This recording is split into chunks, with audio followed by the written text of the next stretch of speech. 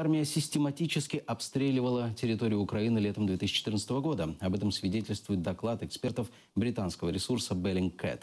Спутниковые снимки показывают, что по украинским позициям было выпущено тысячи артиллерийских снарядов. В докладе опубликовано большое количество схем, фото и видеоматериалов, подтверждающих выводы британских экспертов.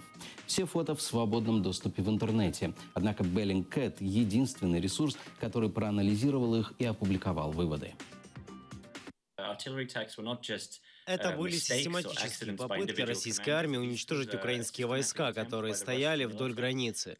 Учитывая доказательства, которые мы собрали, можно точно сказать, что это был акт войны со стороны России против Украины. Возможно, правительства некоторых стран не хотели обнародовать доказательства обстрелов Украины со стороны России, так как это негативно повлияло бы на политическую ситуацию и навредило какой-то стороне.